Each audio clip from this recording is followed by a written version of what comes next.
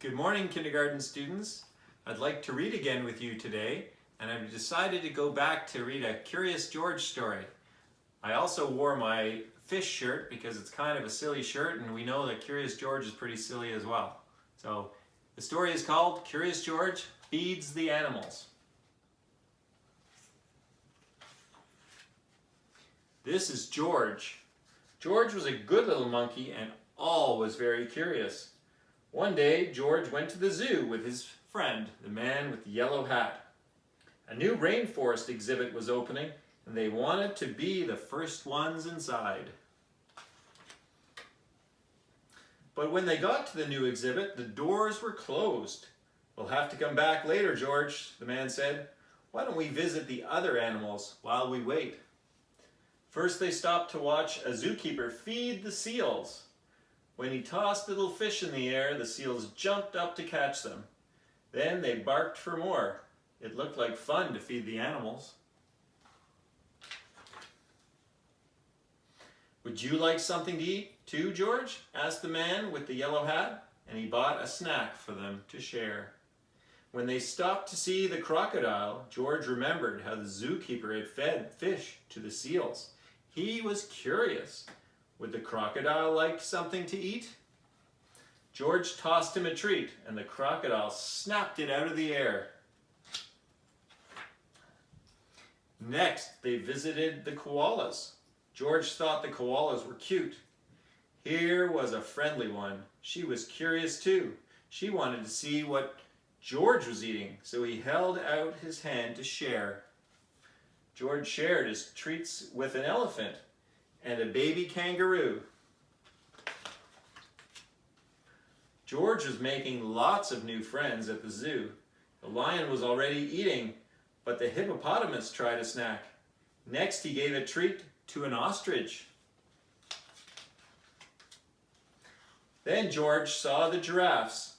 What fun to feed a giraffe.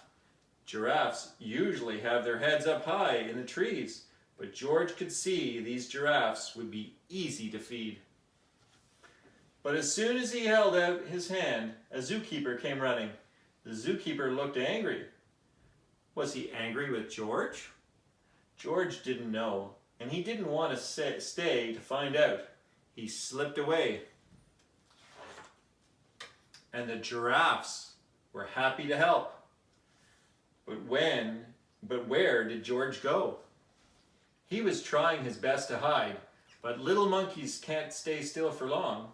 When George wiggled, the zookeeper was waiting. "I see you," he said.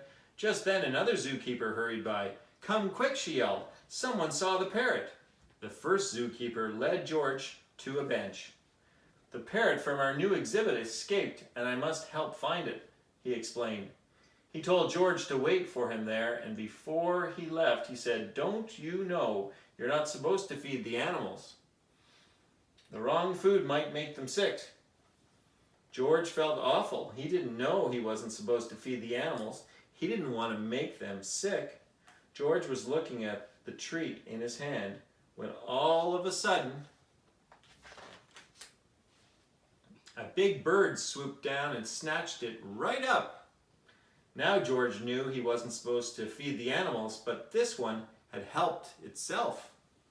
A zookeeper passing by was happy to see George. "You found the parrot," she said. "We've been looking for this bird all day."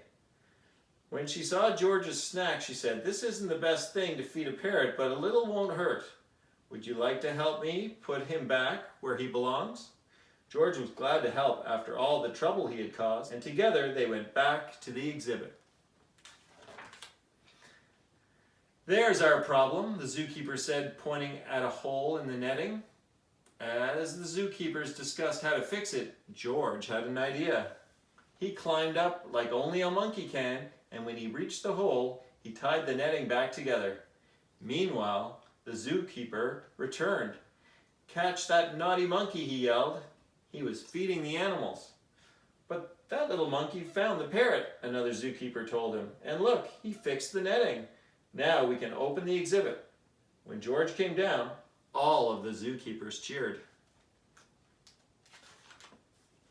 Finally, the celebration began, and the doors were opened.